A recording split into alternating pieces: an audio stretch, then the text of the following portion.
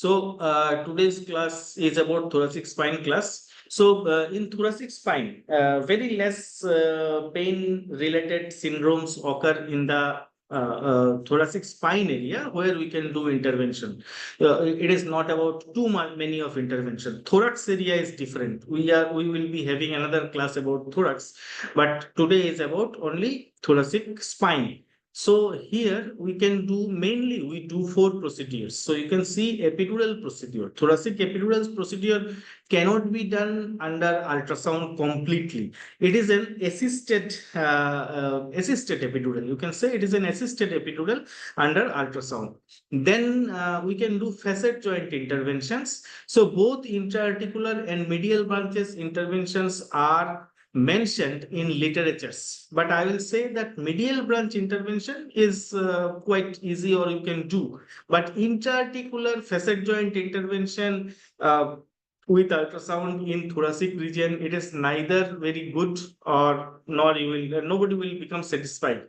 And if patient is very thin, then maybe we can see the things clearly, but in a normal well-built patient, you will not be able to see the facet joints clearly.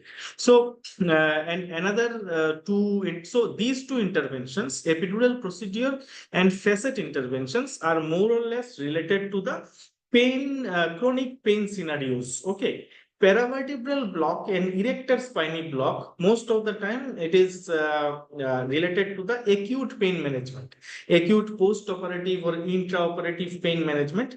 But in chronic pain cases, erector spiny block is now being used. There are multiple literatures, but not very specific treatment, I will say, for any specific diagnosis. If there is a say mid back pain or say even upper back pain or lower back pain, but where you do not find a diagnosis clearly and you feel that okay, it is a muscular pain, somehow it is a muscular pain, so you can go for erector spiny block. So in chronic pain syndromes, they are not much of interest anyway. So these 4 and paravertebral block, specifically it is for paravertebral block, it is always for anesthesia or analgesia. So these 4 interventions are of our interest in thoracic spine area. Okay. Now, as I told you, indications of thoracic epidural. So there are since I told you that this is somehow related to the chronic pain cases. So chronic mid-back pain failed to respond to conservative, maybe thoracic disc herniation or radiculitis. So all the epidurals, when it is cervical or lumbar, in lumbar cases, we have multiple approaches. But in thoracic or cervical, we do not go for other approaches. It is always interlaminar epidural. Okay. Other approaches are also described in literatures, but they are not safe. Okay, then comes thoracic spinal stenosis, thoracic post-surgery syndromes. In many post-surgery thoracotomy syndromes, continuous pain is there. In those cases, these thoracic epidural has been tried. Even axial or discogenic pain without facet joint pathology or disc herniation. So discogenic pain. So these are the diagnoses where thoracic epidural has been tried. Mainly, I will say in our clinical practice, we always get the thoracic disc herniation. Though the bulk, I will say it is much less than lumbar or cervical area radiculopathy. Still, whichever patient comes off thoracic area pain, then they most of the time comes about thoracic disc with the thoracic disc herniation.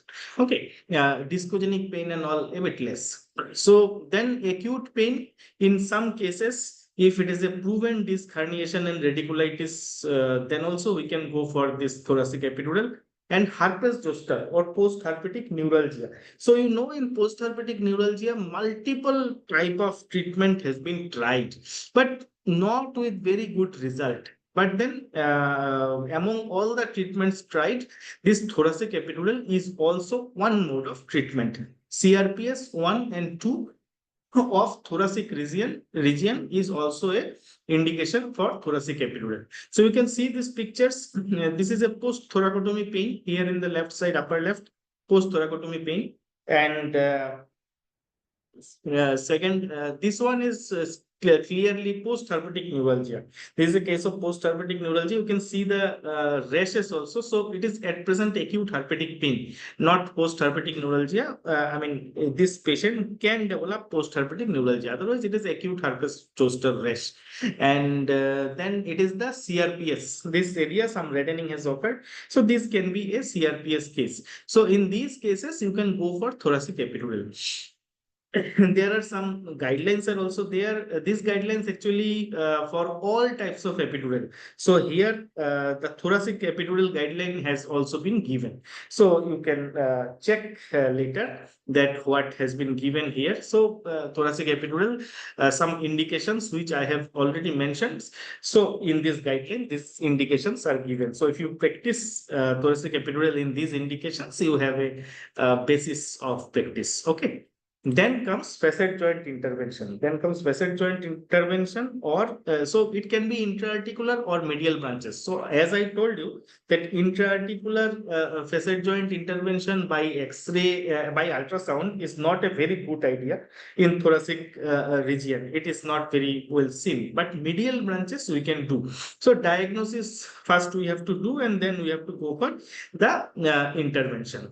So during fluoroscopy, when we do the same type of intervention, we know the area where the median branches are found. Okay, so there are some typical vertebra. Typical intercostal nerves are there, and some okay, that is like later I would say. So here, this is the median branches. By location, you can see it is the upper and outer margin of the transverse process.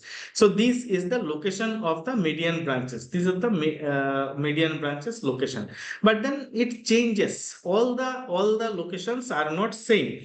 Okay, so in some areas it is just the upper and outer margin. But in some areas you can see that these are in between the two transverse processes, and it is at the same level, at the same depth, but not on the bone. It is in between on the bone, in between space between the transverse processes. So location you have to know when you search for the median nerves. You will not be able to see locate the median nerve always, but then vessels are vessels we may be able to see the vessels there, accompanying vessels. So this is for median branch location, and we can do median branch ablation under ultrasound also.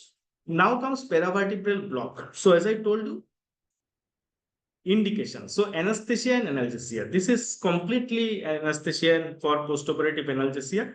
Others, people have many literatures. As I told you, post-herpetic neuralgia, many things has been tried. So this is also another one treatment. Earlier I told you that thoracic epidural. So this paravertebral block has also been tried in post-herpetic neuralgia. But as you know, when there is multiple modes of treatment, that means no treatment has been that much successful. So, and other things like relief of pleuritic type of chest pain, multiple fracture ribs, treatment of hyperhidrosis, liver capsule pain after blunt abdominal trauma. So these are the some indications where it has been tried. But I will say paravertebral block is much less useful for a pain physician. So now comes erector spiny plane block. So this is also much more useful for postoperative analgesia, but there will be a lot of literatures. If you search in the PubMed, you will find a lot of literature where it has been tried in different things. So post-herpetic neuralgia again, and then chronic radicular pain, then cancer-related pain. Of course, cancer has to be thoracic area cancer, and then persistent postoperative pain, whether it is thoracotomy or mastectomy, and then chronic chest wall pain, and then abdominal wall, even abdominal wall pain also it is included. Some pain after say hernia repair and all, and then spinal pain syndromes, different other spinal pain syndromes. So here one thing you have to understand that I mean whether you are giving in the paravertebral area or you are giving injection in the erector spinae area, ultimately the fluid, the local anesthetic, it always trickles down between different membranes or ligaments. There is connection, and then this fluid always goes and acts on the same nerve root. If you give in the paravertebral give injection in the paravertebral area, then also the spinal nerve roots will become affected. And if you give injection here, then also there are some studies where dye distribution has been shown. So it always goes up to this much in the paravertebral area also, it diffuses. So then also that is the main reason for your pain relief in these cases. So these four techniques is very much important in thoracic area, mainly thoracic ultrasound. So here, let us first see some anatomy review. We just go for some anatomy review. So in thoracic area, you understand that why it is a bit different from cervical spine or lumbar spine, because of the this rib cage. All the ribs are attached to the thoracic vertebrae. So this is the main, difference with other areas. Now this is from front side and this is from the back side. We all know about that, and we can see. So what are the different things here? So you can see that this kyphotic curvature, this is common in the thoracic region, whereas the cervical and lumbar region is lordotic. Okay, so that is our normal curvature. Now we have 12 vertebrae. So 12 thoracic vertebra we have, and then vertebral body, remember it is heart shaped and larger than cervical vertebra but smaller than lumbar vertebra, and height gradually increases from T1 to T12. Okay, so it becomes a bit bigger and bigger, and then uh, this spinous processes also pointing downward, more pronounced in the mid thoracic region. So as we go down again towards the lumbar region, it becomes more straight. And when in the mid thoracic region, or say a bit upper region, then it is so much pointed. So then it covers one spinous process. Tip of the spinous process is actually above the below level below level vertebral body. There only this tip comes to the below level vertebral body. So this has a importance to us, because when we want to see between two lamina, we want to see the areas, then this since it is this transverse this spinous processes are too slanting, so interlaminar space in most of the time it is not well seen. And if you want to find a space between two spinous processes, that is at all not possible. Between two spinous processes, you will never be able to find a space which you can see by ultrasound, that you can go up to the epidural space. But of course, in the paramedian space, you will get a small area. But when you go to the lumbar area, then you get a lot of space between the spinous processes also, and between the this also, paramedian area also. So this curvature has a lot of value while seeing the ultrasound. As I told, that tip of the spinous process in mid thoracic region, when you are seeing over a vertebral body, remember this is from above body. So some other things are there. So here we know that all the ribs are coming and joining in the vertebra. So here you understand that all even the it is every rib has some areas. Okay, so head, neck, tubercle, and some angle of the rib is there. Costal groove is there. Right side, most right picture you see. So we all know in the costal groove it is the intercostal nerve is going, and then angle of the rib also we understand. Okay, tubercle. So here the tubercle, where it joins actually. So tubercle attaches in this area, which is over the transverse process. This is the transverse facet. Okay, for the rib articulation, facet for articulation with tubercle of the rib. So this here the rib will articulate, but this rib doesn't only articulate with the transverse process, it articulates with the body also. Okay, so here also two facets are there. Okay, so these two vertebral facets. So remember, one rib will articulate with two vertebrae in the lower part also, in the upper part also. But the lower part, this lower part of the upper vertebra, that articulation is much smaller, but the upper articulation of the with the rib, upper part of the vertebra which articulates with the rib, that is much bigger, and with that transverse process only this rib will articulate. Okay, this articular facet of the rib articulates with that transverse process only. So these all facets, okay, these all facets where the rib is articulating, it is unique to the thoracic spine. Okay, so facet joint orientation is almost vertical, allowing rotation but limiting flexion or extension. And then these are called demifacets. These two are called articular facets, but these are demifacets on vertebral bodies which articulate with the head of the rib. So head comes with and yeah, articulates with these demifacets on the vertebral body, and facets on transverse process articulate with the tubercle of ribs. So you remember this one. And another thing you remember that when we will see the area where the transverse process is have the articulation with the rib, then the rib is a bit above. I just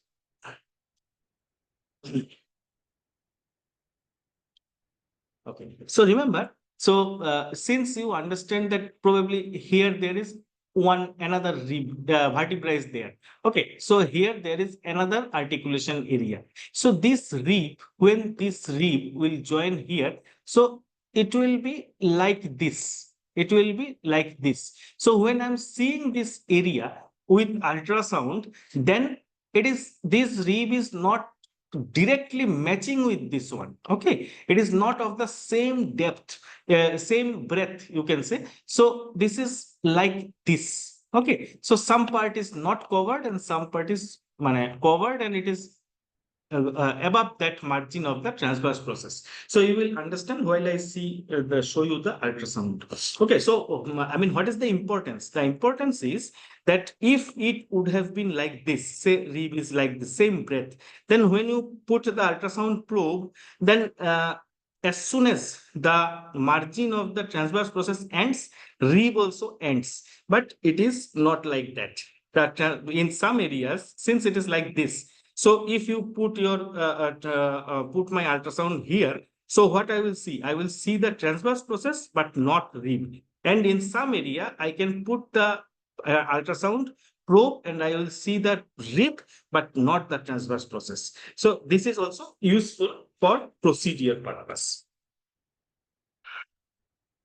Okay.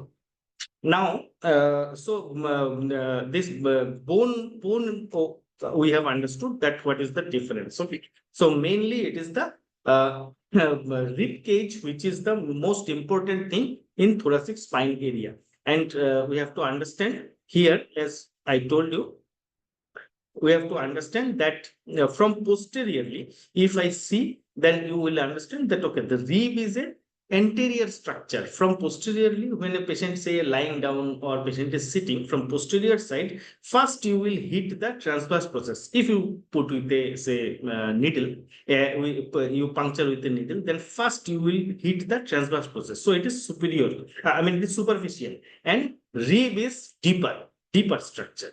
Okay.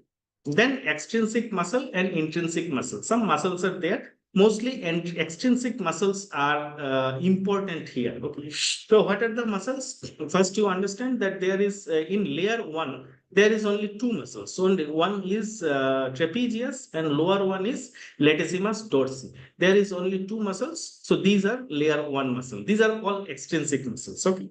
Then comes in second layer. In extrinsic muscles only, second layer. Second layer, upper part is levator scapulae. Then comes rhomboid minor. and then comes rhomboid major. This rhomboid minor and major, they have the muscle fibers are so parallel to each other that by ultrasound it becomes difficult to understand that which one is minor and which one is major. So it comes as a continuation of fibers. Okay, but at the same level, this is the rhomboid. This is the levator scapulae muscle above. So you can see that up to the spine of the scapula, this spine of the scapula, till here you can say the margin of rhomboid minor, and below that it is the rhomboid major. So this is the second layer. Okay, so this part you remember. Okay, now, because this is the most superficial muscle, extrinsic muscle, trapezius and latissimus dorsi. Then comes rhomboids and levator scapulae. Levator scapulae much above. Then comes deeper muscle. So what is the deeper muscle? So deeper muscle is serratus posterior superior. Here serratus posterior inferior we do not need. In the thoracic spine it will not come. So serratus posterior superior. It is much thin. Under ultrasound also we will be able to see much thinner thin areas. Okay. And then so these are extrinsic muscles. Okay. Now comes some intrinsic muscle. So after these all muscle gone, so there are intrinsic muscles. So intrinsic muscles, it also has multiple layers. Multiple layer means intermediate layer, superficial, intermediate, and deep layer is there as per the depth.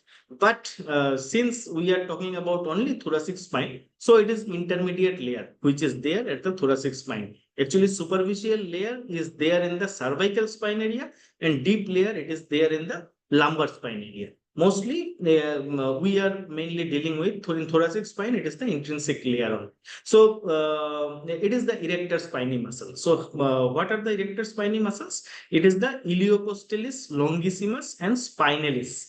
Okay, so these three muscles. So, this is at the lumbar area also, the three muscles are there. That is iliocostalis, longissimus, and in the lumbar area, it is not spinalis. It is the, anyone tell me? Multifidus. Multifidus. It is the multifidus. Okay. But here in the thoracic region, it is the spinalis. Here also, multifidus is there, of course, but then spinalis is the main erector spinae muscle here.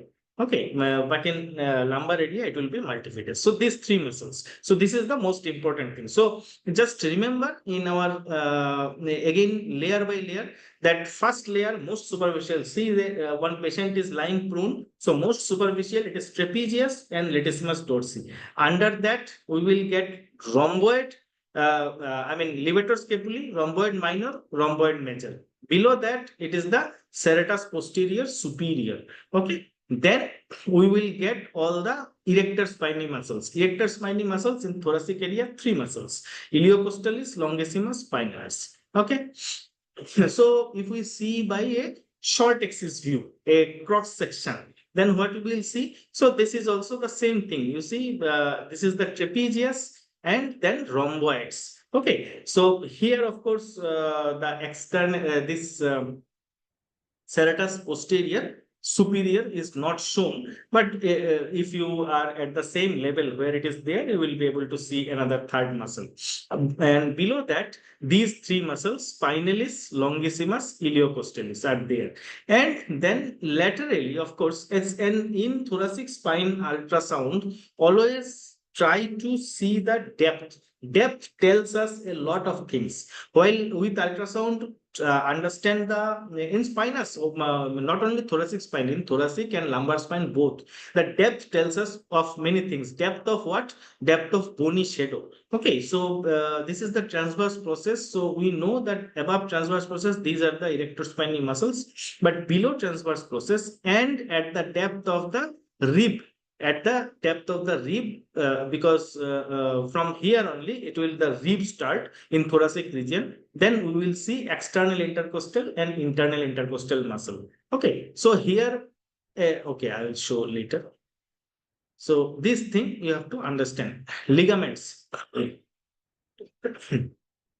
Here anatomy is very important.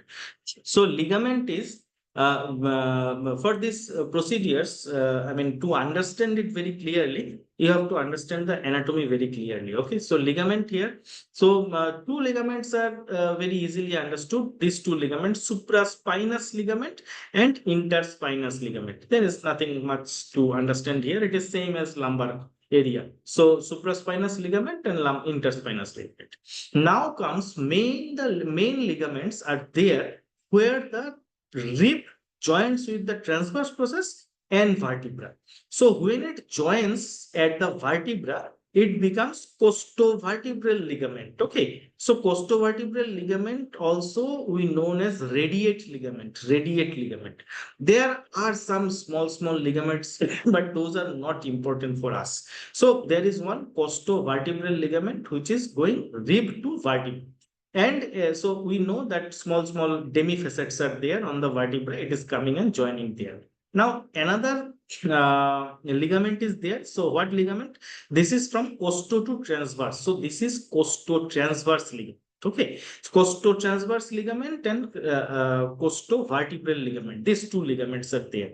And then intertransverse ligament is also there. So here it is the intertransverse ligament. These ligaments are just between the transverse processes. So these are intertransverse ligaments. Yeah. So just remember the name: costovertebral, costotransverse, intertransverse ligament, and supraspinous and interspinous ligament. Now, costotransverse ligament is a very important ligament. So understand this anatomy here. Costotransverse ligament is not one ligament. It can be divided in three ligaments. So one is medial. One is medial. You can see here. You can see this area. Okay, so this is the say this side is posterior. You can understand. This side is posterior, this side is anterior, and you imagine the connection. Okay, so when we will see, say this picture we are seeing the patient is supine. So this side is posterior. So you can see that first it rib transverse process comes and the rib is joining anterior to the transverse process. So here in the when it is joining, so at the just when it joins here, it touches the transverse process. So this is lateral costotransverse ligament. Where it is this area in the medial side, it is the medial costotransverse ligament. So these two costotransverse ligaments you understood. Now comes superior costotransverse ligament. So question comes. So superior costotransverse ligaments means where? It is between the two transverse processes. Okay. So here you can see this smaller transverse process. I told you that transverse process and rib, they are not just over each other. Some area is not overlapping. So that is what here transverse process is a bit out and this rib is a bit up. So here, so from one costotransverse ligament superior means from transverse process to rib. So this it starts from transverse process, ends in rib. Okay, so it also has anterior posterior. That is, I mean, too much to understand. We don't need that much. But then superior costotransverse ligament is this one. Upper one is transverse process and lower one is costo, means rib. Rib to transverse process. Upper one is transverse process. That is superior costotransverse ligaments. Now, can anyone tell me? See, this one is lateral. You can understand. Patient is lying supine and this is at the lateral side. This one is in the medial. Okay, because patient is lying supine and we can see that, okay, this is coming to medial. So why this one is named as superior costotransverse ligament? I mean, this can cause some confusion. So what is, what is the justification? Can anyone say, any idea?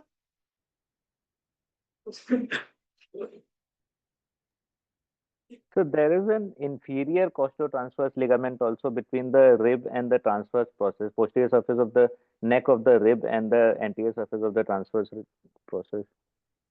Okay, but why it is the super, superficial costotransverse ligament or superior costotransverse ligament. Actually, anyway, thing is that here naming probably terminology has been done with the with reference to paravertebral space. Okay, when the patient is lying, then paravertebral space is just below that. That's why it is superior costotransverse ligament. Okay, so sometimes it we get confused that what superior to what, but then it is probably it is from the superior to costotransverse paravertebral space. That's why, because in paravertebral block, also in paravertebral all type of intervention, superior costotransverse ligament you puncture and then you are in the simply in the paravertebral space, but it is of which superior from the paravertebral space. Anyway, so okay, and okay, in this area, some other things are also important in this picture. Okay, so just understand that when we will be, say, patient is lying prone and we are doing ultrasound. So in our ultrasound, just a minute. Okay, when we will do see by ultrasound, so I can put the ultrasound probe over the transverse process. I can put the ultrasound probe over the rib also, over the rib also. So we have to understand that what we will actually see. Then the structure what we see, that will be much clearer to us. Like if we put the probe under the over the rib, then of course we will see the intercostal muscles. Okay, so this is the external intercostal muscle. Internal and intercostal muscle has become membrane here, but this is about the intercostal muscles. Okay, but when we are going for say paravertebral block and we are putting the probe and over the transverse process, so there we will not see any intercostal muscles. Then we will see the main costotransverse ligament and we will see the paravertebral space, or there is another space is also there for loose areolar tissue. Retrocostotransverse ligament space is also there. But then here, when we are just below the transverse process, we are searching for paravertebral space. This is the paravertebral space. Okay, and when we are over the rib, will go for say intercostal nerve block or any other thing. So this is just important because ultrasound probe movement is millimeter by millimeter. So you have to understand that from where to where we are going. Okay, and you can see in the paravertebral space what are the contents. So it is the nerve root, it is the sympathetic ganglion, it is the remi communicantes. So these are the contents. Okay, so So we will go for the demonstration part. Uh, okay, first thing, patient can, whenever we want to do a procedure, either patient can lie prone or patient can sit also. So for our any chronic pain cases, if we want to just see by for diagnosis purpose, then also patient can remain seated. And then two probes I have, I mean, we can use, but as I told you that if it is a normal build also, you will be not be seeing anything with the linear probe because depth is too much. And if it is very thin, then only you can use this linear probe. Otherwise, this curvilinear probe is always required to see in this area. Okay.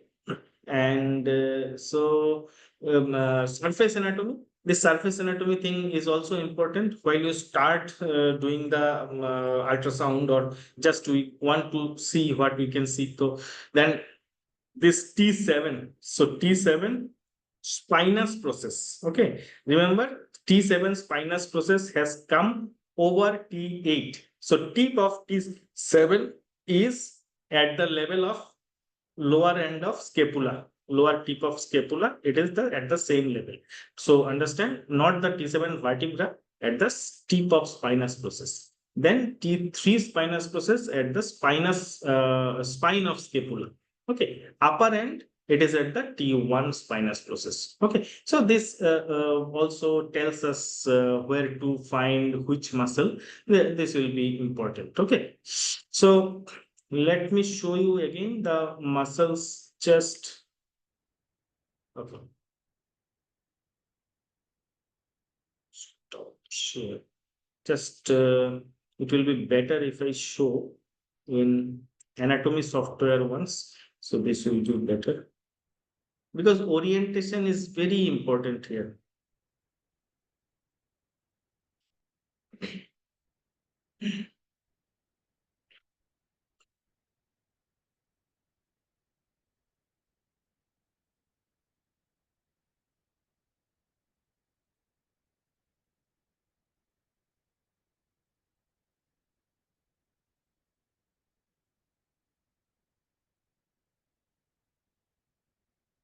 Okay. I think, okay. So you can see, so this is our, okay. So this is the thoracic spine area, thoracic spine area. So if I just, okay. So first layer, it is the trapezius. I hide it. Then second layer, I mean first layer only, upper part trapezius and lower part, it is the latissimus dorsi. Okay. Then comes, as I told you, three muscles. So if I take it a bit down, so three muscles. One muscle, rhomboid major, rhomboid minor, and this is the levator scapulae. Okay. So levator scapulae, rhomboid minor, rhomboid major. So we can, minor means it is a bit smaller, major. Okay.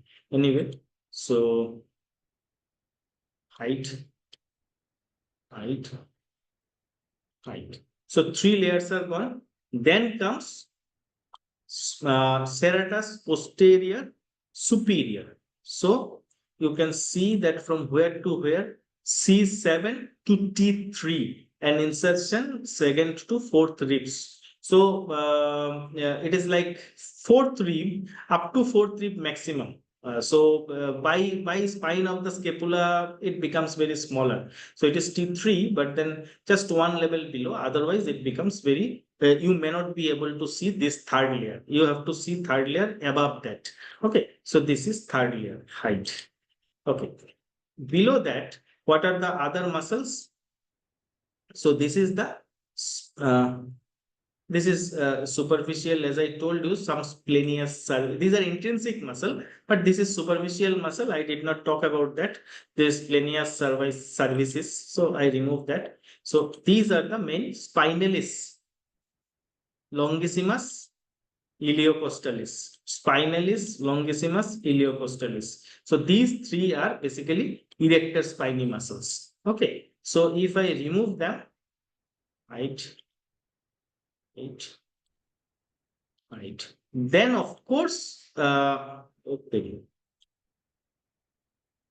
multifidus, it is there. Okay, multifidus is there, but of course, multifidus becomes much more bigger in the lumbar area. Okay, so these are the muscles. So here, let us see the a bit of costotransverse ligament thing. So let me remove the scapula, right? So here you understand that, uh, so here, so we understand that if it is a costotransverse ligament thing, below that we will be finding the paravertebral space. So in this area, we have to see the paravertebral space. Okay, and this ligament costotransverse. So from transverse process, it starts from the transverse process and goes up to the this costo area. Means this is the rib, from rib, this rib area. This side here in just a minute. So here, this area is there, empty area, but it is actually the medial costotransverse ligament area. Is this area is not empty. If you see very nicely, then you will understand that, say in this way, if you see, then you will understand that this costotransverse ligament, these say from here to here, okay, this costotransverse ligament is from posterior side. When you will see, so first you will puncture this ligament and then you are at the level of the paravertebral space. Okay, so this costotransverse ligament becomes very useful under ultrasound because this is seen. Okay, if you can see something, so that becomes very useful. So this is the area of costotransverse ligament. Oh. So this is what I was telling. So you understood that? Okay. So stop share. Sure.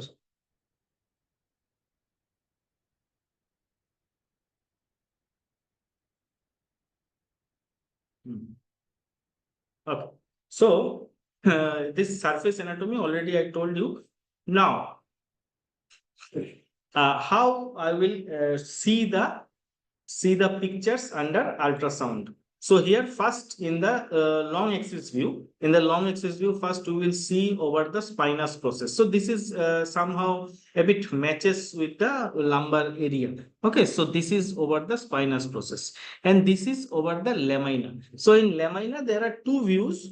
You can see straight pyramidian sagittal view, or you can make it oblique pyramidian sagittal view. Okay, and then this third view is over the transverse process. So it can be over the transverse costotransverse joint area also. Okay, from transverse process you can move it and just see the costotransverse joint area. And fourth view is over the ribs. So these are four views and okay. So these are four views actually. This last one is not needed. Okay. These are four views. So here midline sagittal view I don't have. So here this is the laminar view. Okay, this is the pyramidian sagittal view over lamina. So this is this type of lamina you can see here. These are the laminas. Okay, then comes, so these I will show you. Then comes this, but then as I told you, these pictures are taken maybe on a very thin person, so pictures are beautifully seen, but in a normal healthy person you will not be seeing such a beautiful picture. It is not possible. So if you make pyramidian sagittal oblique view, then of course you will see the lamina and then again anterior complex and posterior complex. In posterior complex, posterior dura is there and ligamentum flavum is there. So you can see this complex also. So here the space is very small. In only few cases and few levels you can be we will be seeing adequately that there is a space between the lamina where ultrasound beam can pass. So these are the pyramidian views. You understood? So this one is the pyramidian, straight pyramidian view. This is the oblique pyramidian view. Okay, so this side is cranial and this side is caudal. Cranial, caudal. Okay. Third, then comes transverse process. So in transverse process, so here just see few things. Okay, just this one. So here it is under the transverse process. So as I told you that under transverse process we will be seeing these spaces. Okay, so transverse process, there is one important thing, the margin, the upper bony margin of the transverse process is straight. Okay, so by this one we can very easily understand that which is transverse process and which one is rib. Two things, one thing is depth and one thing is shape.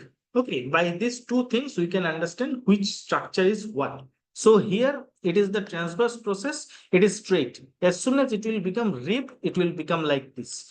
Okay. So this is the transverse process area, and you can see in this picture, of course, these are paraspinal muscles, means erector spiny group of muscles, and then this area. So you can understand what thing you can expect here. So here rib has not started yet.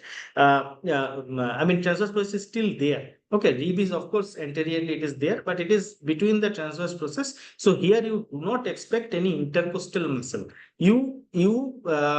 What you expect is paravertebral space, and there is a RS space. I mean, like for loose areolar tissue space. So remember, so this side is cranial, this side is cranial, and this side is caudal. Okay, so if say this one is say T4 and this one is say T5 of transverse process, then there should be one costotransverse ligament in this way, because we can see only one shadow in this area, but it is not one shadow, it is two shadow here. Okay, because transverse upper part is transverse process and this part is nothing but the rib part. So as I told you, transverse process 2, it becomes to the costal margin. So then it becomes the costotransverse ligament. So this is the costotransverse ligament.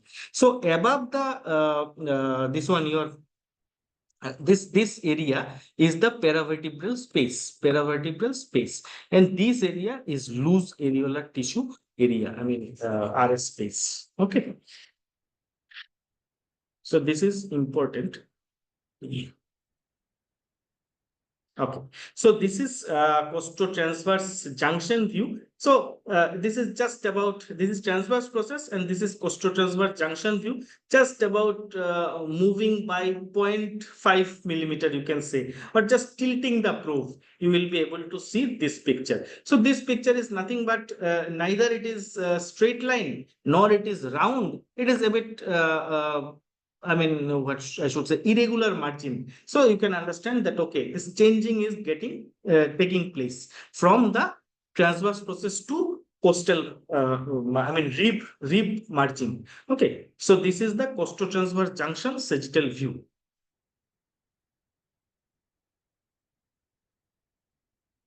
So now comes rib area. So as soon as the rib has started, you know that you will be able to see all the intercostal muscles. So these areas are external intercostal muscle and internal intercostal muscles are there.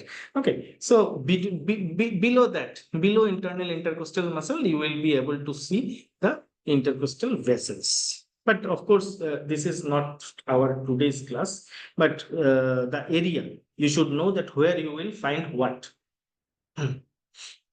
So last I showed you the protocol around the about the long axis views. Now see the short axis views. So in short axis view, as I told you, that as soon as I see the, actually this picture is not very good here. Say I put my ultrasound probe here. So I will see the spinous process like this and I will see lamina like this. But remember, spinous process comes from the upper vertebra, lamina from the lower vertebra. But it will, we will see like this. Okay. So this picture is from this type of when I put my ultrasound probe in the midline, middle portion. Okay. Then comes second, I can put the ultrasound probe here in the lateral side on the costotransverse joint, costotransverse joint. Okay. So in that area, I will see another picture. So these two pictures are important for axial section, axial view. So here you can see this is the picture. So T5 level transverse view over the midline. So it looks like that it is a straight of the same level, but it is not. This lamina is of one level. This spinous process is for above level. Okay. And here you can see some anterior complex. Somehow there is a space and some small amount of ultrasound beam is passing. So this is anterior complex, spinal canal, and there must be the posterior complex. But then, as I told you, these pictures are maybe taken on a very thin individual, but in normal person, you will not be able to see in this area all the anterior complex or posterior complex. So this is one picture in the midline, and then it is the second picture, paravertebral space and the transverse view means I have put the probe over the costotransverse junction. Okay, so here you see You can understand. So this is the lamina and this much is the transverse process. Okay. But of course, if this is the transverse process and it is the costotransverse junction has to start from here, then there has to be one here, I mean, one margin, one bony margin has to be there. Okay. Like in this way, one bony margin has to be there. Okay. But it is not there because when I showed you the anatomy, I told you it is not just covering the area. So it is just the lower end of the transverse process where rib is not there or the probe has been tilted a bit. So in this area, it is the pleura we are seeing. This is the pleura. So it is between the ribs. Just above this position, of course, the rib will be seen. Okay.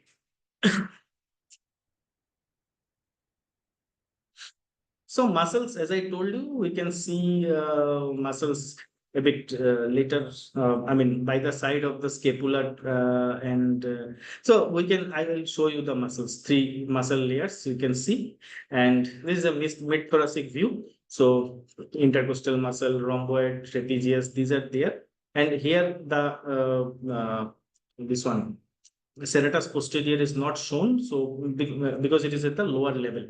As I told you, below T3 you will not be able to see. And then, so this is muscle and this is paravertebral block. So when we need to go for paravertebral block, so earlier days it was done in blind technique. Nowadays nobody does it in a blind technique. Like first you hit the transverse process and go a bit below. So then you are in the paravertebral space. But as I told you, so paravertebral space, yes, this one is the paravertebral space. How we will see the paravertebral space? So already I told you paravertebral space where I will see just behind the transverse process. Not, I will not go beyond transverse process because that is not a paravertebral space area. Then our intercostal muscles will start. So it has to be the it has to be a round area. Okay. I mean, straight lines for transverse process. So between two transverse processes, this area has to be the paravertebral space. But just one thing note here, this cephalate side is here, caudate side is this side. Okay. So here from so this is the costo-transverse ligament because this is the transverse process, and costo means it has to be a bit deeper because if this is posterior side and we are seeing from posteriorly, then this side is anterior and deeper. So costo-transverse ligament will be like this, and this side is the paravertebral space. Okay, this side. So you can see this is the paravertebral space. So here the important thing is picture. While this is only a technical part, that when you are seeing the paravertebral space, if you put your probe straight, you will of course see the transverse process, but you will not be seeing a clear pleura. And pleura you must see to avoid the pleural puncture. Of course, you need to see the superior costotransverse ligament, but if you see the pleura, that becomes much better. So how you will be able to see? Your probe will not see straight. It should show a bit lateral. So what will happen? You know that this angulation is so steep. Okay, but if you do like this angulation will become like, say here it is more or less 90 degree, but here it is less than 30 degree. So you will not be able to see pleura in this angulation. It is not possible. You will not see. But in this angulation, you will be able to see pleura. So here you can see, I mean, this pleura we can see. But of course, the transverse process, here it is much beautiful, but here it is not beautiful, a bit irregular. But then we will prefer this picture because we can see both pleura and costotransverse ligament. Okay, so remember, actually this side is cranial and this side is caudal. So this is a technical point. Transverse, so you can go for transverse plane also. So you can see the picture.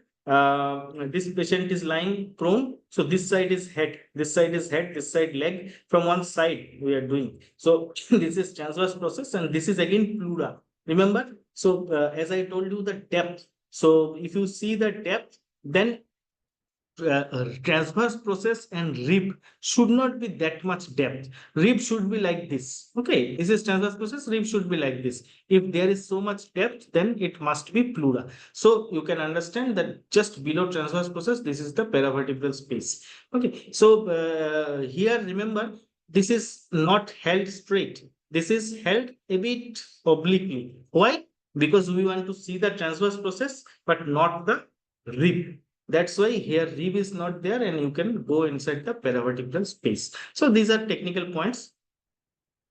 Paramedian sagittal in plane. So now, so this one also, this one just now what I told you, that paravertebral space, paramedian picture. So this picture. So this picture is in plane. We can go for paramedian way. So this is transverse and this is sagittal for giving the same injection. So here you can see this is the paravertebral space injection. So you can go inline also.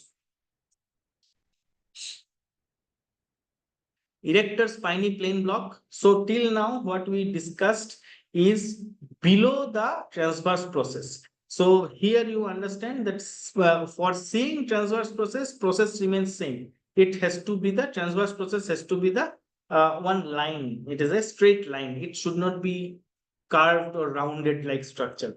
Then you will understand that okay, you are not on the transverse process, you are on the rib. So what we talked about, it is the below the this level, okay, paravertebral space. Now erector spiny plane block, it is just below the erector spiny and between the bone and erector spiny. Okay, so when you inject nicely or normally or in a right way, then fluid should not be staying there. Fluid will be going straight. It will make a plane like thing. It is a plane block, erector spiny plane block. So remember, there is a erector spiny, there is a fossa. So you have to go the upper margin and you have to puncture there. There is also a feeling of loss of resistance type of feeling is there in the upper margin. And then while injecting, you will see that it is nicely going above and below. So erector spiny plane block, you can see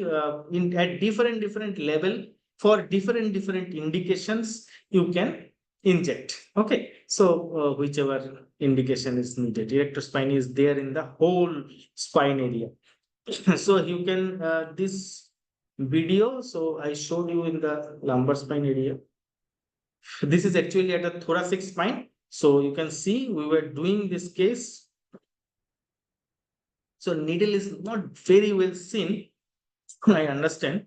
But so this is the upper margin. We will first hit the transverse process. We will go in the upper margin, and then we are giving the fluid, and it is see spreading. It is spreading like a in a plane. Okay, so this is called erector spiny plane block. Okay, so next one is okay. Thoracic epidural, as I told you, that we can see only depth. This is only depth location. First thing is say which is the interlaminar space, the location we can understand, and we can see the depth. We can like measure the depth. Okay, at this depth, I will find the epidural space. Or say interlaminar space to enter. So this will be an assisted technique. Okay, with ultrasound probe in place, inline technique is not possible. Intrathoracic facet, intraarticular, some papers are there, but as I told you, this is also not very useful, I feel. Okay, so now I will show you the demonstration.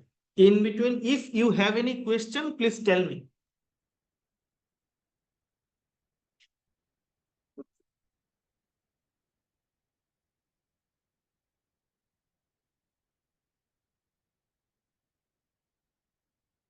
So just a minute. If you have any question, please let me know.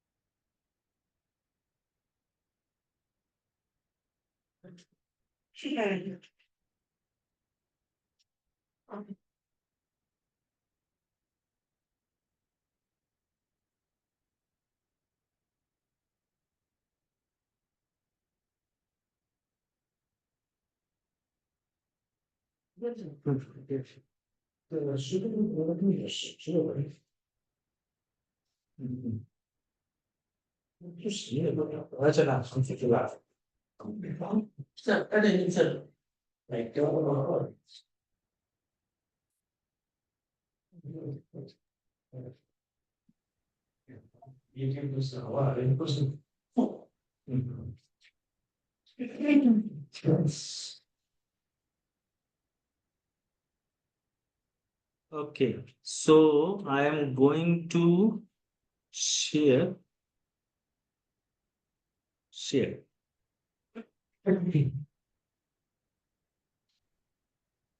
I think you all can see, isn't it?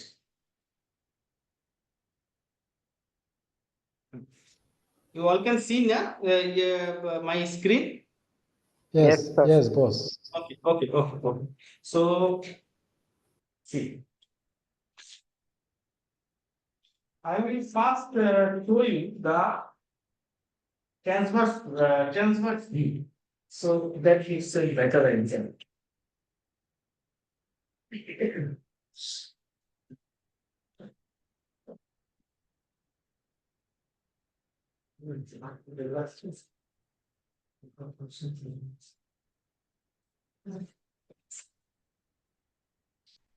Okay.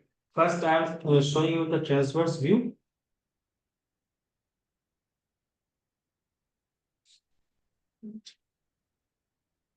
So I can see that, okay, so he is not a very thin person, so I have to palpate. If I palpate, then also things are not that clear. But see, this one is say the lower end of scapula, so this area will be T7. Okay, and this area is T3. So this area is T3. So first, let me show you at the T3 level, T3 or T4 level. I am first showing you the uh, picture. So this is a curvilinear probe. This is a curvilinear probe. So what I am seeing here. So okay. So I will show this much only.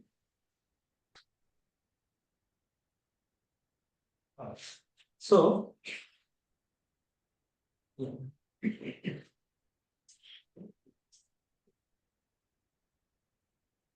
Okay. Someone tell me. Say I'm not very much sure that which level is there. Say it is T4 at present. Say I'm thinking that it is T4 level. Okay. So what is this? T3 spinous process. Yes, this is T3 spinous process. Okay. Then comes this part. What is this part? Transverse. Ah, Lamina. lamina. T4 lamina. Okay. Middle one was T3 spinous process. This is T4 lamina. Another thing to note here that is most important here, that is lamina. You see what is the depth? It is the 4 centimeter depth. Okay, this is 5, so it is 4 centimeter depth. Lamina. Okay, spinous process. What is the depth?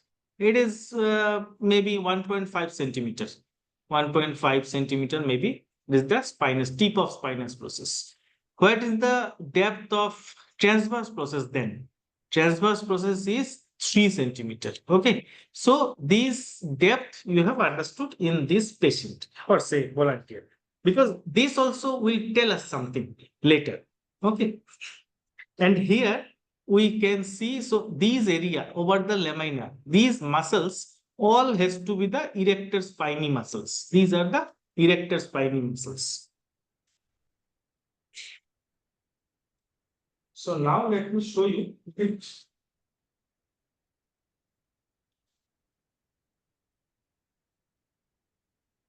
Okay. So remember, this picture will not be very clear. It is not possible because thoracic spine is like that. So that's why we need to know the depth and all. Okay, because depth tells us many things. So we can understand. Say now, is the depth a bit? Is the depth? Okay. So we can understand.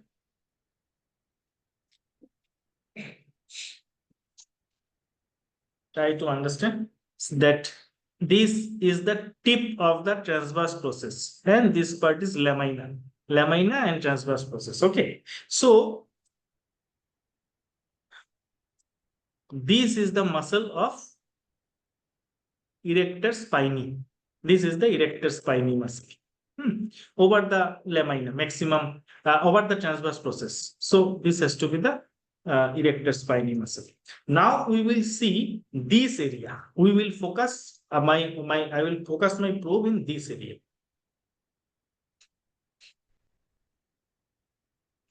Just a minute.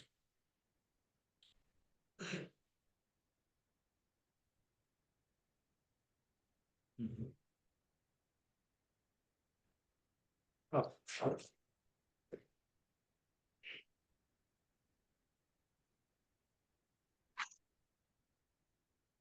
So we can see tip of the transverse process at say 5, 4 or is like 3 centimeters.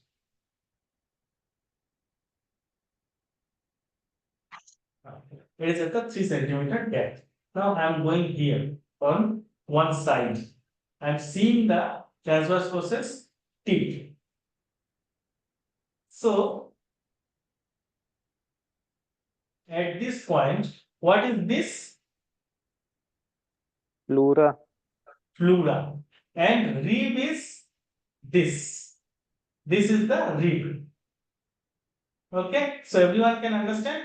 So here there can be some problem understanding that where is the transverse process ending. So it is just about you move a bit down. As soon as I am making that direction a bit this side only. So you can see transverse process is still there. Transverse process is still there. Thoracic spine, lumbar spine. What? Anything? I could not get you. So anyway, so this is the transverse process. As soon as I go make it straight, so this is the transverse process and rib area together. You can see. But as I am just making a bit oblique, so I am seeing the transverse process, but not the rib. I am seeing the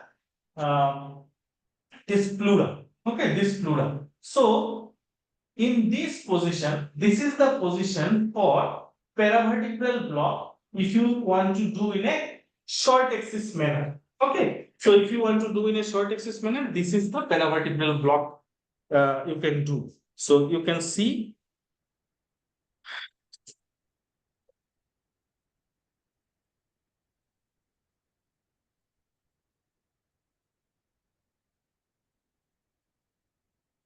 that.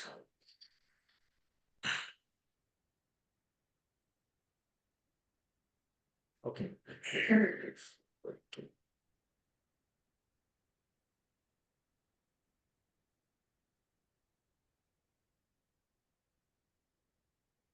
Anyway, so this picture only. Okay, so you can see this is the picture. You can compare it with. So this is the transverse process. So this is the transverse process. You can just inject from this side and you go just below the transverse process. You will first hit the transverse process, just go below, then you are in the paravertebral space. Okay, so this is one transverse view, and you can do the procedure in this view. So this in transverse view, we have understood the structures. Okay, so this is the midline picture. This is the midline picture when we can see the spinous process of the upper vertebra, and then in the lower vertebra, these are the lamina. We can see the transverse process, and when I go laterally, I have to I have to move it straight to see the ribs, and if I make it a bit oblique, then I see transverse process, but not the rib, and it is the between the ribs, intercostal areas. Okay. So here it is the pleural. Okay. Okay. So now I will go for the uh, somebody is not muted. That's why the sound is coming. Uh, artist. So I muted. Anyway, so okay. Now comes the longitudinal, the long axis views. I show you the long axis views.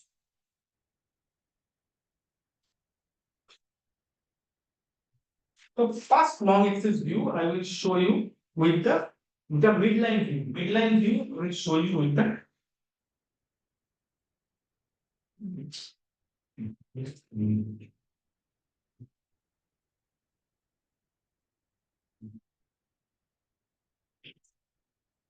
so I will first show a midline view. Well, I'm showing this with the linear probe so that I can show you it nicely. Otherwise, this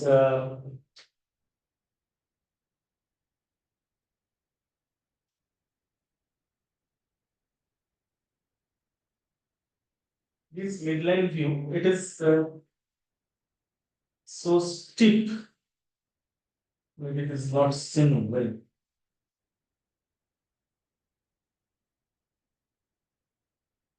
You can see all the canvas places and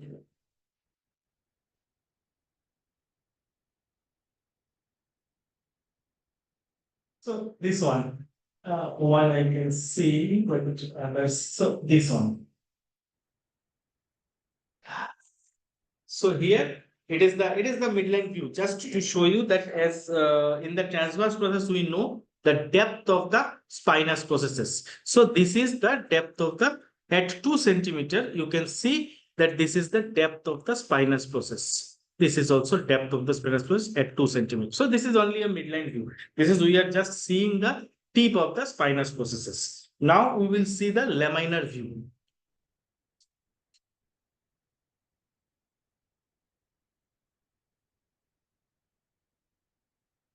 But in laminar view, again, we will need the curvilinear probe. So here, left side is cranial. Okay, left side is cranial.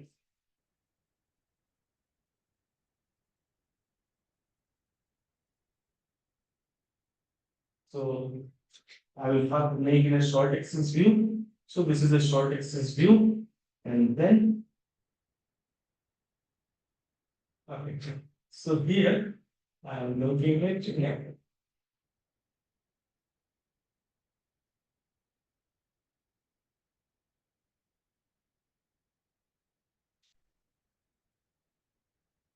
so you can see this is the laminar view. It's the-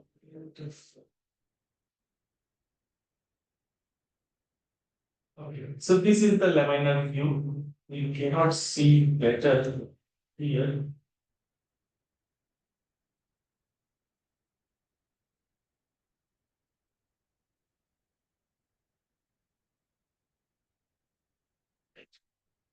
Okay, so by depth, we can say that this is the laminar view. When we were doing the transverse section, so we saw that lamina is at the 4 centimeter depth. So you can see this is the 4 centimeter depth, and by this we know that these are laminas. Here we will search if some beam passes to the anterior complex. Here we will see the anterior complex, and this side just below this here will be the posterior complex. So from this view, what is our use of this view? So one thing we know that this area is the interlaminar area. So location wise we can locate, and then we can measure the depth here, that how much is the depth. Even I mean you want to go with the beam, then you can measure like this, that okay, what will be the depth of your needle entry, where after entering the needle you can see that how much what is the length of the needle will be required here. Okay, so at least location wise we can see by the lamina. this pyramidal view. So this is the straight pyramidal view. And if I make it a bit pyramidal oblique view, then also actually in this patient we cannot see anything, because so this one. So here you can see this is nothing but the posterior dura. So this white line is the posterior dura, and these are all laminas. Okay, these are all laminas, and this just beneath the lamina, this is the posterior dura. So this is oblique. That's why I am seeing. If I make it complete straight, then it is just the bony small margins, bony small margins. So you can see. Okay, these are the laminas, but if I do a bit oblique, then it goes up to the posterior dura. So this is the dura. Okay, so this is the dura.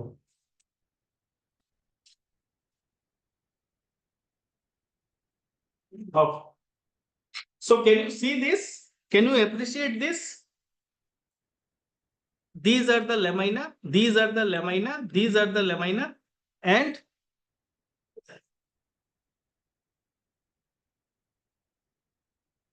this is the dura. This is the dura. Okay. So if someone wants to go for say epidural injection, then he has to do measurement. He can do this way measurement, or from straight also. You can do measurement there.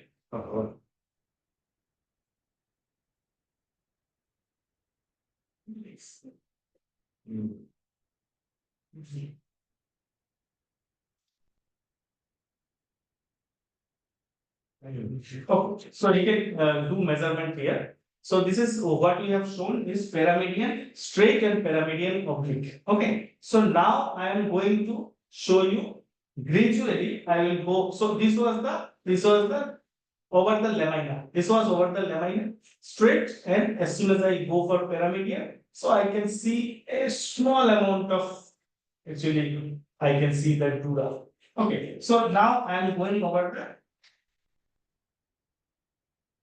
So first, let me show you how it looks if you go over the ribs. So this is say ribs. Okay, this is over the ribs. You can see clearly. So these are pleura and these are rounded ribs. These are all rounded ribs. Okay. So now if I go a bit medially, then at one place you will see that the ribs, that the bony shadow will become straight. So this part is nothing but the transverse process. Okay, so this part is nothing but the transverse process. Try to see here the depth also. This is transverse process we saw in the short axis view that it was at the 3 centimeter depth. So this is the transverse process. Okay, so if I show you again in the short axis, you will be able to see that where is the transverse process height. So you will see that it is at the 3 centimeter. Okay, so this is the transverse process, this is the transverse process, and this is at the 3 centimeter. I can make it in the middle, and I can gradually make it now. Okay. So this is comparatively at the 3 centimeter, and it is not round. Okay, it is not round. So these are the transverse processes. Okay. So this is the transverse processes. These are not round, and here I cannot see any pleura here. Okay, so these are transverse processes. When we will see the rib, we will of course see the depth will become a bit I mean higher. Transverse processes is ribs will be a bit up when, and this margin, bony margin, will become completely round.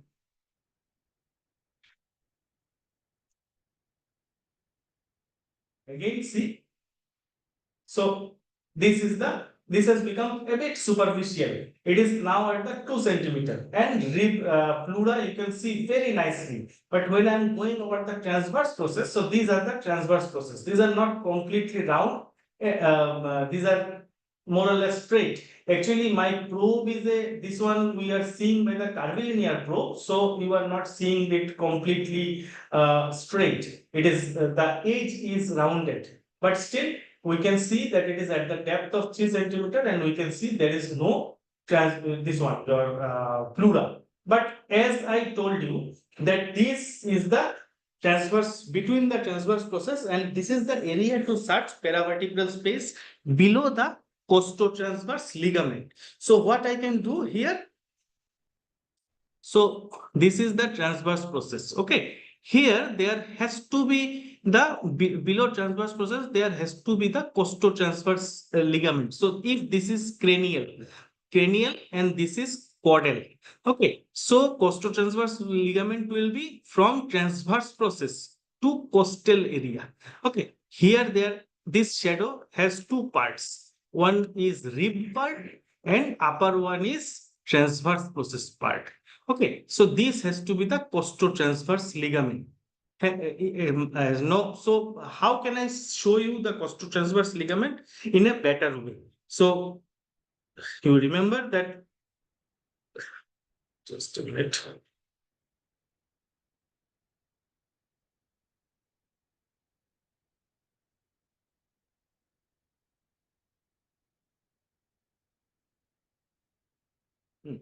So this slide, you remember that costotransverse ligament and pleura for paravertebral block, when I am going to do it in a sagittal plane just over the transverse process, then I have to change the direction of the probe laterally. Okay, so that's what I will be doing now. And then you will see both the things will become much easier to understand. Okay, so this is read, we know. Rib, pleura, we can understand. And as soon as I'm going medially, so this area has become transverse process. These are complete transverse process. These are not rounded. And see the depth also. We know that, okay, these are transverse process. Now I am seeing towards the. So I'm in this position only. I have made it just to look laterally. So here you can see two ligaments are there. Not only pleura,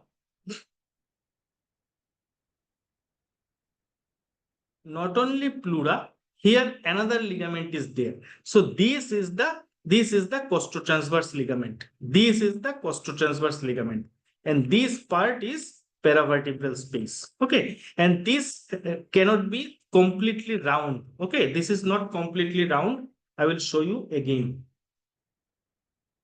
Okay, let me see if we can see something with the linear probe. Linear probe picture is always better, but in practical, while doing the procedures, this doesn't help us because we cannot see anything. Okay, so these are ribs. These are ribs. As I'm going, so these are the transverse process. Straight.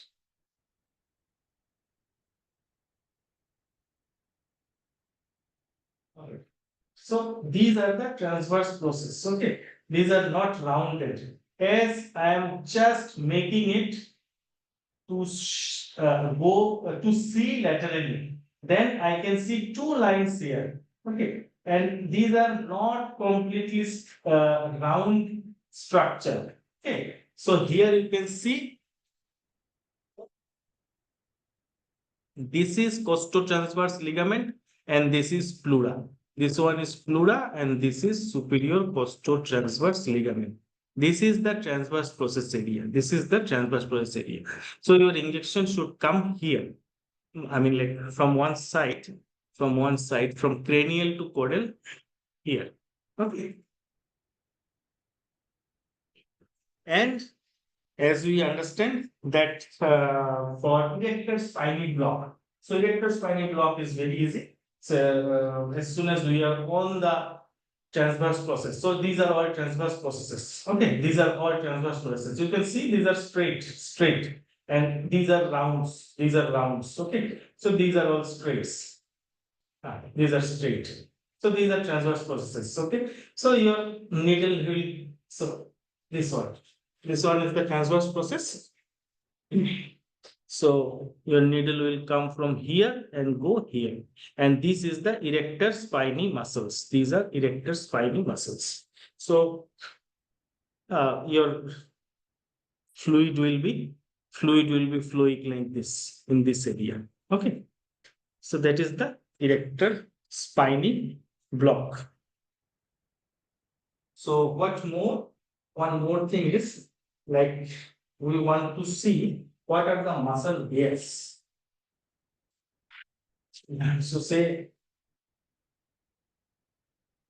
so here I am putting the probe just medial to the scapular spine, just medial to the scapular spine. So here,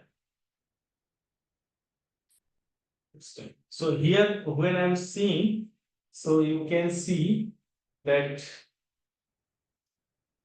uh,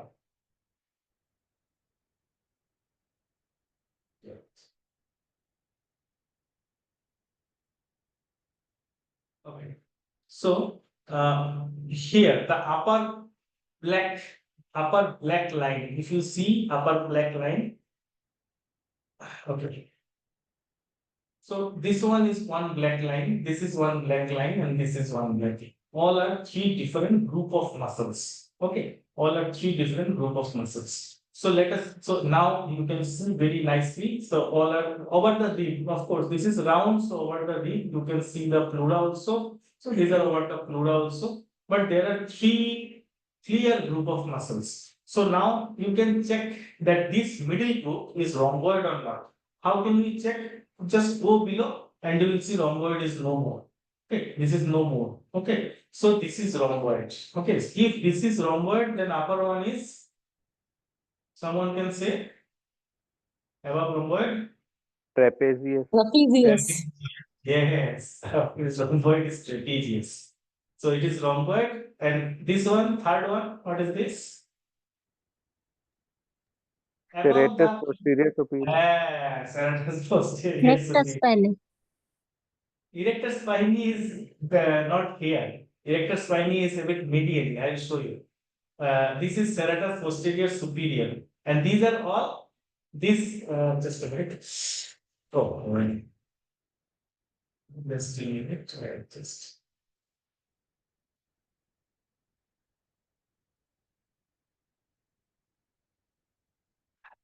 Okay. So what you expect here? These are ribs. These are ribs. What you expect here in this area? Intercostal muscles. Intercostal. Yes, these are intercostal muscles. So here actually mainly internal and external intercostal muscles, and below internal there will be the vessels. But today we are not showing that. So here it is one, two, three. Three muscles are there. Now I show you the erector spiny also. So as I told you that this area is for three muscles. Now, if I say this is rhomboid, okay. So I make it short axis. Short axis. Okay. Okay, short axis. So now comes erector spine. So erector spine is at much. So it is that in the midline. Okay, midline here up to this much. Up to this much, up to this much, this is the erector spine. This is the whole area is erector spine. This whole area, your three muscles. Okay. Somebody say me the names of muscles. Three muscle. Iliocostalis, longissimus, and Spinalis. spinalis. Spinalis. Yeah. Most medial spinalis, then longissimus, then iliocostalis. Multifidus, of course, it is there very deep. But otherwise, these are erector spiny muscles. And when you go much laterally, so these are three layers of your these muscles. I mean, trapezius, rhomboids, and serratus posterior superior. Okay, and here also you can see in between the ribs. So I'm in between the ribs. You can see pleura and there is a gap. Remember, during the procedure, it becomes very difficult sometimes. I mean, if you do not note, somebody can think that maybe I am on the. Somebody can think that pleura is not pleura; it is the rib. But always go up and down and see the depth. So rib is much at the depth of 2 centimeter you can see, and pleura is at the 3 centimeter. So then if you go up and down, you will never do this mistake. Okay, so this is one thing. Second thing is our so 3 muscles I already showed you. Now there is another muscle. As I told you, rhomboid is there, but rhomboid I have already showed you. But I have not showed you the levator this one, levator scapulae. So how to show levator scapulae? So just see, so this is the supraspinatus. I mean, this is supraspinatus, scapula. This is scapula. Okay.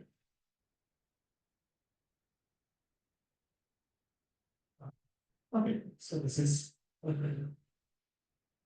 Okay. So this is scapula. This is scapula. So you remember if I'm just going back and forth like this. Okay, so you can see one muscle, this muscle. This muscle is coming. If I go up, this will become bigger. If I go down, this is just vanishing. Okay, so if you just remember where the levator scapulae attaches, so if I go down, it vanishes. So this is nothing but levator scapulae. If I go up, you will see more levator scapulae here. Okay. If I go down, there is no levator scapulae.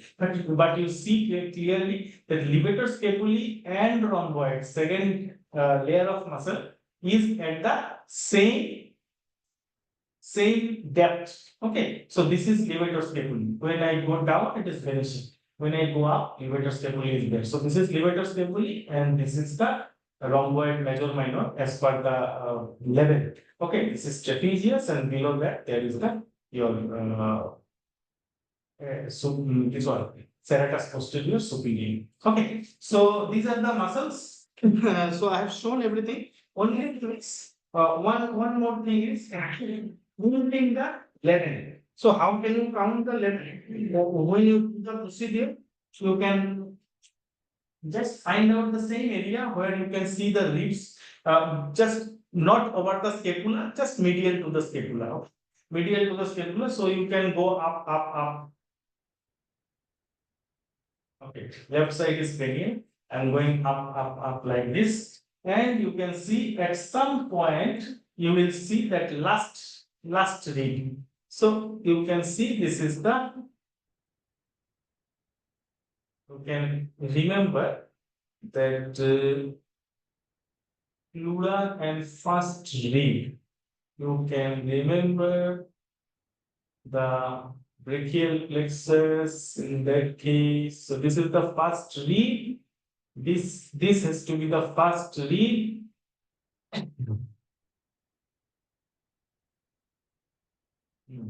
So you will see this picture. So you can see this is the just below the first rib. If you, when you go from the front, you do the brachial plexus procedure, no? So this is the first rib. This is the first rib, and then you go on counting. This is second rib, third rib, fourth rib. So this is more important. Fifth rib, sixth rib. Okay, then seventh rib. So by the seventh rib, it comes at the lower end of the scapula. Okay, so it is like that. This counting is something.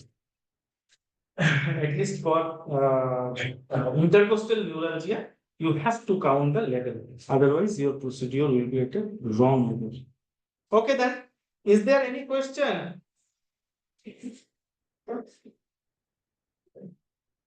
Only understand the few important things that in all the spine areas, you need to see 2 things. One is the uh, depth. Depth also you need to see. and the structures which are which we will see, that first you have to know that okay, we will see this structure, then only you can see. Okay, because the pictures which are there in the book is basically from a very thin patient or thin volunteer. That's why we get all the very nice pictures. But when you do in a OT, then you have to correlate with other things. Okay. Otherwise, I mean, all the book picture may not be there. So, okay. If there is no question, then is there nobody? Okay. No, there is no question. Okay, then. Good night. I will put the this evaluation also. Please attempt. Today I have seen last day's question was attempted by only 25%. So, I mean, people should attempt, otherwise, why to give? Okay, then. Thank you. Good night. Thank you, sir. Thank you. Thank you, sir. Thank you.